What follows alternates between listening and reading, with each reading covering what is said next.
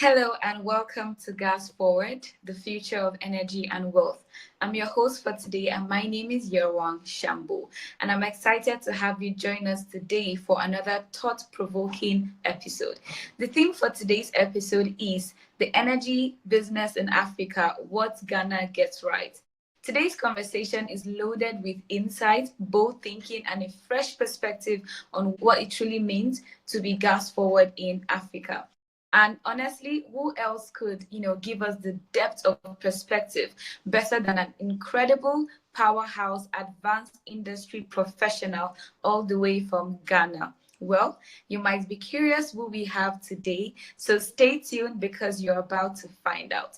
So, this episode is brought to you by our amazing partner, Radiant Money, because building wealth should be intentional, smart, and sustainable. Whether you're launching your first business, managing multiple income streams, or planning for long-term growth, Radiant Money gives you the total tools and support to make smarter financial decisions. They are not just about the numbers, they are about empowering your financial journey. So massive thanks to Radiant Money for supporting bold conversations that matter.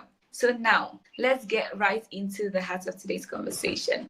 So it's time to introduce our guest for today. So our guest is Mr. Obed Kraine, the head of Gas Commercial Regulation, National Petroleum Authority, Ghana. Mr. Obed is an accomplished energy professional with over 13 years of experience in Ghana's energy sector, particularly the downstream petroleum industry. He has deep expertise in policy formulation, regulatory strategy, and stakeholder engagement.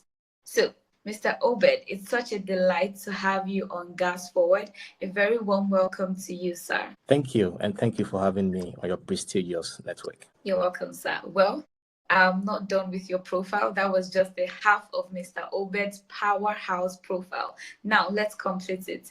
Mr. Obed Kraine has played a key role in the development and implementation of major national energy policies and frameworks, including the National LPG Promotion Policy, the Energy Policy, the Petroleum Hub Master Plan, and Ghana's Energy Transition Framework. He spearheaded targeted LPG promotion initiatives across diverse communities to enhance access and drive behavioral change during his time at Ghana's Ministry of Energy. Currently, he serves as the head of gas commercial regulation at the National Petroleum Authority, Ghana's downstream petroleum regulatory body. In this role, he leads initiatives that promote and regulate the use of liquefied petroleum gas, LPG, for both domestic and commercial applications. His leadership is driving the transition from traditional distribution models to cylinder recirculation model, aimed at improving safety, accessibility, and environmental sustainability. He's also at the forefront of compressed natural gas, CNG, as a viable alternative fuel for transformation in Ghana. Academically, Mr. Obed holds a bachelor degree in information technology. He's a dedicated family man, happily married, and a proud father of 3 wonderful children. So everyone watching, you've heard the full scope of his incredible journey. So let's just once again officially welcome Mr. Obed Kraine. Thank you, sir, for joining Doowe's podcast series today. We're grateful to have you here, sir. Thank you. You're welcome. You're welcome, Yerwang. All right, Mr. Obed. So let's go right into today's conversation. So kindly confirm that you're ready for us. Yes, I am ready for you. All right, thank you, Mr. Obed. All right, so Mr. Obed, let's begin right at the heart of today's episode.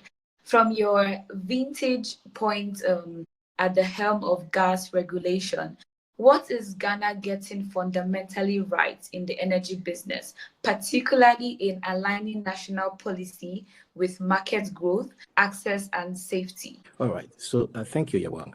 So what Ghana has done right over the years is to align policy with purpose when it comes to our energy industry. What do I mean by that? Over the past 2 decades, Ghana has set clear policy paths. In the first decade, we focused on deregulation of the petroleum downstream sector, which allowed private sector to come into the industry and invest. In the second decade, our policies focused on facilitating universal access, to adequate petroleum products, and also in terms of pricing, make sure that our prices are cost effective. And so when it comes to petrol, diesel, LPG, on all petroleum products, these are the policies that the key policies that Ghana has implemented over the past decades. Now, while the first decade sets the platform for market growth, the efforts of the second decade ensured universal access without compromising safety. And so we've been able to align policies with market realities in achieving these objectives. What that has helped us to do is to incentivize the private sector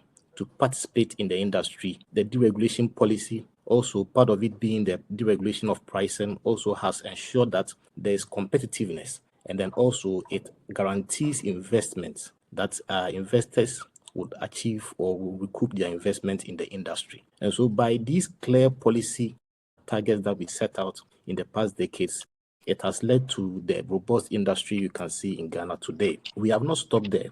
We have recently introduced a new policy which is going to drive the next decade, or the decade in which we are already. And then the purpose of that policy is to consolidate all of the efforts that we have made and then make the industry more efficient towards positioning Ghana as a hub for refined petroleum products. And so I would say the clear policy paths that we've set and then also aligning it with regulation are some of the key reasons why Ghana is getting the energy business right, especially in the petroleum downstream industry. Fantastic opening perspective. Thank you so much, Mr. Obed. That sets a strong, foundation for everything we're going to be exploring today. Thank you, sir. You're welcome. Mr. Obed, you're welcome. Thank you. So, Mr. Obed, you've served across both the Ministry of Energy and the MPA. That's literally like rare continuity. But how has this institutional memory and leadership consistency contributed to Ghana's success in managing downstream petroleum? So first of all, it's been a great privilege having served at both the ministry and then which is the policy making level, and then the MPA, which is the industry regulation level in Ghana. So it's been a great privilege, and it's an experience that is not very common.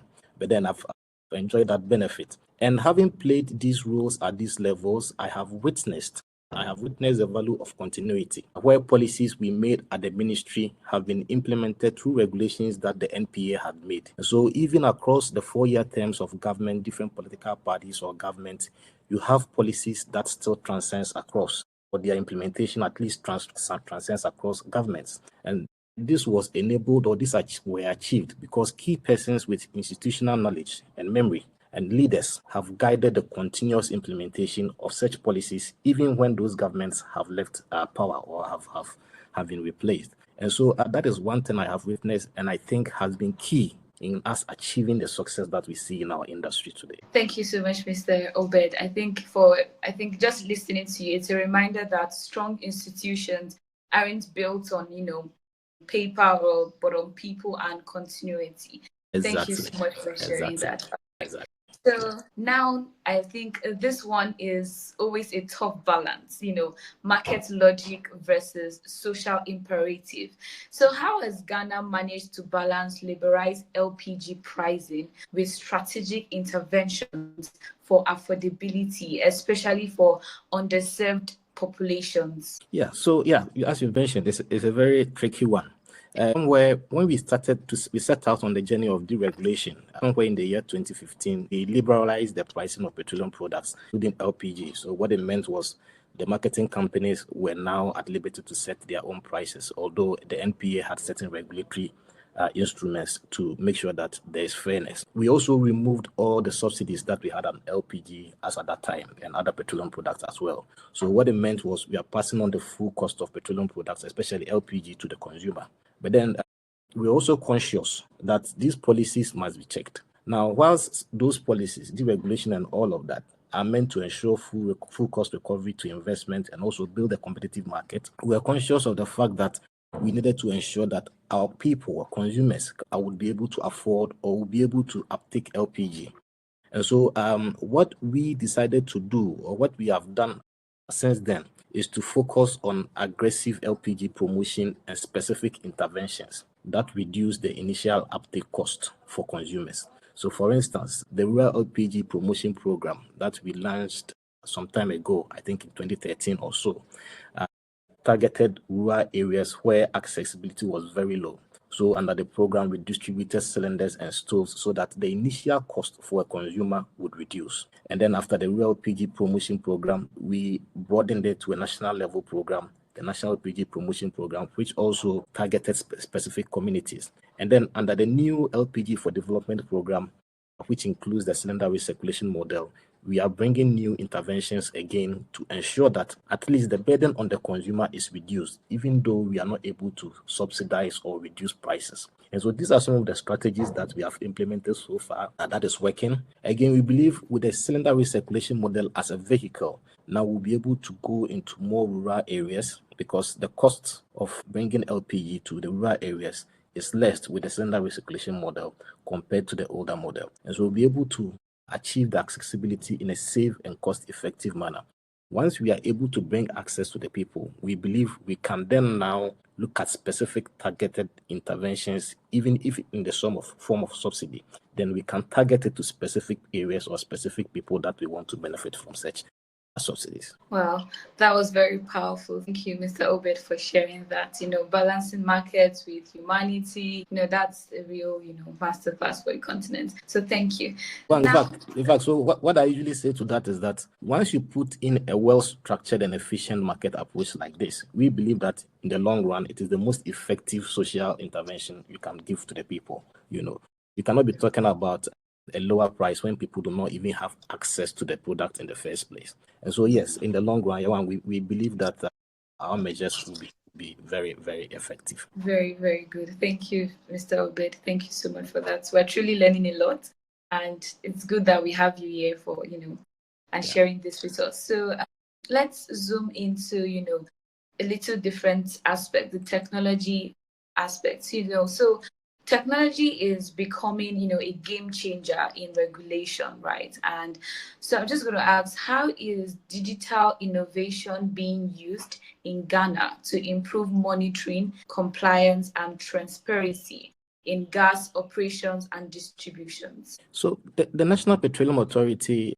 I think, is one of the foremost institutions in the sub-region when it comes to deployment of technology, digital tools in monitoring the industry. NPA deploys technology in almost all facets of our activities or our industry. First of all, we have an integrated system which we call the Enterprise Relational Database Management System, the ERDMS, which basically records all transactions from petroleum product imports and local production all the way to products that are distributed to service stations. And so we have such a broad national framework of technology. And the NPA also implements what we call the Electronic Cargo Tracking System, which tracks the movement of bulk road vehicles in the distribution of petrol, diesel, and LPG across the country. And so we have real-time data on transportation of petroleum products. We have also implemented automatic tank gauge systems in some of our storage depots and our refilling stations, our service station, which gives us real-time data on levels of product and other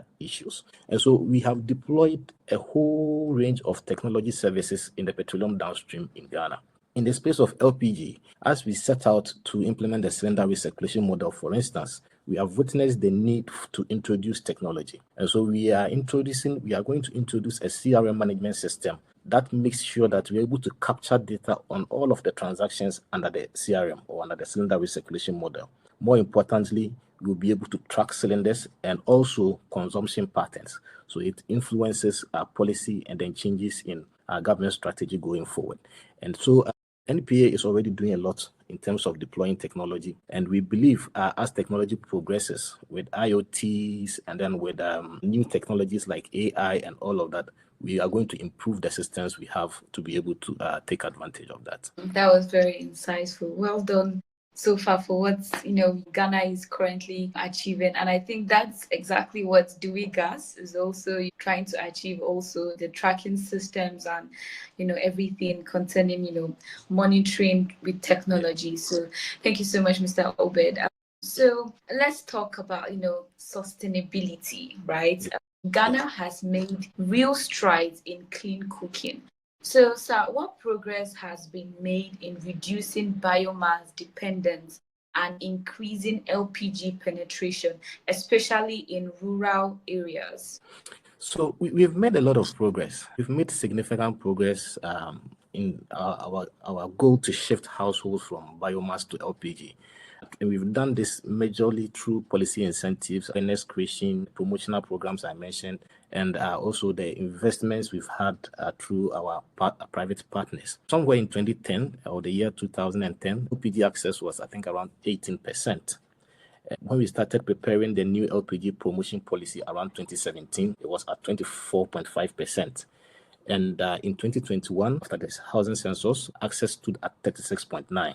So as you could see, there's gradual progress, or there's gradual progress in accessibility to LPG. Now, our goal that we set in the LPG policy in the year 2017 was to increase access to 50% by the year 2030. And we are optimistic that we will achieve this target. We are optimistic because the new framework for distribution, the cylinder recirculation model we've introduced, will allow us to reach areas where hitherto or in the past we were not able to reach because of high cost of investment. Now, with just an exchange point, you can bring LPG into a rural community without having to invest so much. And so we are very optimistic that with that new cylinder recirculation model as a vehicle, we'll be able to reach more rural areas, which is where more demand is in these days. And so by so doing, we'll be able to reduce emissions. We'll be able to reduce the issues of tree cutting in these areas. I mean, we're talking about sustainability, and then contribute to our national efforts. And we didn't just develop the LPG policy and then let it sit in isolation. What we've done is the LPG policy fed into updating our nationally determined contributions under the Paris Agreement. And more recently, when we were preparing our national energy transition framework, which I was a part of, the LPG targets were also included. And so it feeds into our national effort in reducing emissions and also contributing towards our global action in that regard. Thank you. I think that's real impact, in people's homes and lives as well. So well done, and thank you for sharing that. So, sir, let's thank you. So let's widen the lens to West Africa. In what ways, is Ghana shaping regional policy harmonization in ECOWAS? And could it serve as a regulatory blueprint for other nations? Yes, so I'm sure, you are aware, somewhere in the year 2016, Ghana took the decision to reduce sulfur content in petroleum products to, I think, 50 ppm, and I think later down to 10 ppm. And I think we did that with Nigeria and other West African countries. And so Ghana has led a journey like that, and we've not stopped there. At the ECOWAS level, at the ARA level, we have continuously pushed these efforts to try to get the whole sub-region to, for instance, have cleaner petroleum products across the sub-region. And so we do not stop there. In fact, the fact that we're doing 50 ppm alone means that we are influencing policy in countries like Niger and Burkina Faso that import petroleum products from Ghana. So for instance, when they buy from our local distribution companies, they get 50 ppm or 10 ppm, although they have not set policies to do 50 ppm or 10 ppm. They are doing about 1,500 ppm or so. And so we have led the way in these regards, and we don't intend to stop there. We also intend to harmonize our regulations with our sister and our brothers in the sub-region. We are collaborating. We've had several instances in the past where sister regulatory institutions have come to us to understudy, in fact, some of our technologies I've mentioned and some of our regulations, and we have also been to sister agencies. And we anticipate that we'll continue to do this learning from each other so that we can have a system that works for us in Africa. And so in that regard, we will continue to do that. For me personally, in the space of LPG distribution, I expect there will be a day where in the sub-region we can have cylinders moving from Nigeria all the way to Ghana and back and forth, where there will be that open system because we have regulations that come cut across. Also, I believe we should have a regional hub or a sub-regional hub that helps in reference market pricing. We are still referencing markets in Europe and in the Americas when it comes to pricing of our petroleum products. I believe once we have a regional hub, we will be able to reduce the prices of LPG, particularly for our people, so that they can enjoy the benefits of our resources. Wow, that's really, really powerful. Thank you, Mr. Obed. I know that Africa really needs more of this, and we are truly getting up. Thank you so much, sir.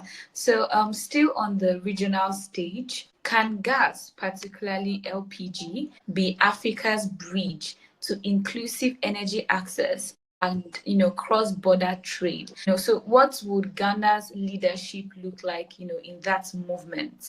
Yeah, so you remember I mentioned our energy transition plan. In our energy transition plan, we consider gas, the bigger framework of gas as a transition fuel. And LPG is not just a transition fuel. In fact, it's key in achieving, our energy transition goals. One of the pillars of our energy transition agenda is clean cooking. And that's clean cooking, household cooking, and then industrial heating. And the most viable fuel to achieve this is LPG. And so, yes, LPG can easily replace our biomass in the short term and also become a catalyst for change in the region that we anticipate. Ghana has already built infrastructure, and as I've explained, we are changing our market structure to allow us to enjoy the full benefits of LPG. And I believe once we are able to share the experience that we have gathered with other countries, and they also share experience across, we'll be able to build a corridor where, as I mentioned, cylinders, trucks, data, everything flows seamlessly. And by so doing, we'll be able to take that opportunity to make our sub-region sort of, a chamber on its own, where there is growth through the use of gas, particularly LPG. And so there's a lot of potential in LPG. With the little progress we have made, we seek to share cross-border so that we can get people to join this movement and then make LPG accessible in every part of the continent. That's was very brilliant, Mr. Obed. Gas as a unifier, and that's vision worth following. Thank you for sharing that, sir. So now, Mr. Obed, as we round up this incredibly rich conversation, I want us to close with a visionary note. So, if you were to issue a continental call to action today, almost in a presidential closing style, so what would be your message? What would be your message to Africa's emerging energy leaders about building business, trust, and sustainability through gas by 2035 or even 2050? Yeah, well, I would say thank you if this is a prophecy. Me giving presidential notes already. Amen. So I will borrow a quote I read elsewhere, which says, Africa's energy future cannot be imported. It must be built within. And so we know our problems. We must solve them through partnership, consistency, and trust. These are issues that have reflected through our discussions today. Being a gas person, being an LPG person, I believe LPG particularly holds, a place in making the changes and then providing clean energy in Africa. So we can do this better by collaborating, engaging private sector, and then also inter-country collaborations to ensure that we share experience, we share regulations, we share technology and interventions that works for Africa. Because if Ghana has done something that works, it is easily implementable in Nigeria because the culture is quite similar than going to pick a model from Brazil or India or elsewhere. And so we believe once we do most of that collaboration, we'll be able to have a model that transcends across the entirety of the sub-region. And once we are successful, we'll not just improve the health and then the lives of our people, we improve our economies and also then contribute to the climate agenda worldwide. And by so doing, I believe we'll build a world that's a better place for all of us. So in terms of my presidential pitch, I think that is it. Yes. Well, thank you. Thank you so much. Should I complete the prophecy and say, President, our future president, Mr. Obed Kraine, 20 what? Yeah, well, I don't know whether that would be treason. Well, okay. True. Once there's a certain president. Please forgive me. Anyways, yes. Thank you so much, Mr. Obed. That was really powerful. You've shared a lot, and everything you said, a message of vision, grounded in reality, but filled with hope. So thank you so much, Mr. Obed. So now, as we conclude, I want to ask a personal question to you. There's no how we are going to end today's session without me asking you this question. Now, Mr. Obed, over the years, in fact, decades, there's been a long-standing argument, a serious debate between Nigeria and Ghana. I think you know where I'm headed to, but just wait. So I think, our audience will be very upset if I don't ask you this question. Okay. So yes, who has the best jollof rice between Nigeria and Ghana? I mean, if you've tasted the both of them, please tell us the truth, sir. Which one is better? Let's just end this argument today. Wow, you're putting me in that position. So I've always seen it from a different different view. Let me tell you this funny thing. When I was doing my master's studies in Aberdeen, so people would usually see me and ask me, "Do you come from Nigeria? Or are you a Nigerian?" And I would say yes, because for me, there's not much of a difference between a Ghanaian and Nigerian.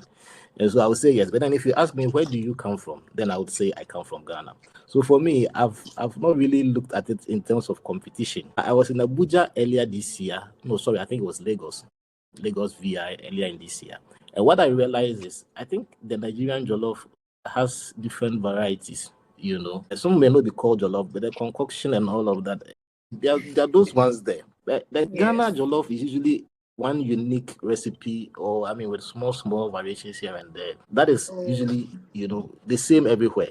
And so in that sense, I think that one gives a lasting impression over the Nigerian one, because you may eat one Nigerian jollof today, the following one may be different. But in Ghana, the jollof is usually the same. So in terms of tasting both, and in terms of what I think about both, I think that is it. They are both good, yes, but I feel we are the same people, and so having jollof as a common thing should be a good thing, and we should appreciate and then celebrate it. Wow. Thank you, Mr. Obed, for that diplomatic political answer. And you escaped the real question, but it's fine. I love the way you answered it, right? So that our Ghanaian brothers and Nigerian brothers will not, come making different, arguments and all. But thank you so much for that. Yes. I honestly haven't tasted Ghanaian jollof rice, and I cannot wait to taste it, to be very honest. You should. Let me know how I can get some to you. Please, let me say thank you to Engineer Atiti for making this possible. I think we met at an LPG conference some time back, and he's kept in touch and then reached out to me that I appear on this platform to contribute. So I'm grateful for the opportunity, and the little I've shared would also help others in knowing about the African market and want to invest more. So thank you so much, and thank you for such a great interview. Thank you, sir, for acknowledging me, Dr. James. Thank you so much for joining us today. Thank you for sharing your insights, your experiences, and your knowledge with us. I know that industry experts from across the world will listen to this conversation and incorporate the lessons you've shared with us today. And hopefully, in future, do business with Doowe Gas, in the future. Amen. Thank you. Thank you so much, sir. Thank you for having me. Thank you. All right, Mr. Obed. So, thank you, sir. Thank you. All right. So, to all our amazing listeners and viewers, thank you for tuning into Gas Forward, the future of energy and wealth, powered by Doowe Gas. So if today's conversation sparked something in you, kindly subscribe to Doowe Gas on YouTube, follow us on LinkedIn and Instagram, and also visit www.doowe.ng to learn more or to partner with us. And if you would like to be a guest on our podcast speakers series, please kindly send an email to us at doowegas@gmail.com. So until next time, let's keep learning, keep building, and keep pushing energy forward. I'm Yerwang Shambo, and this is Gas Forward. And see you in the next episode. Thank you, everyone.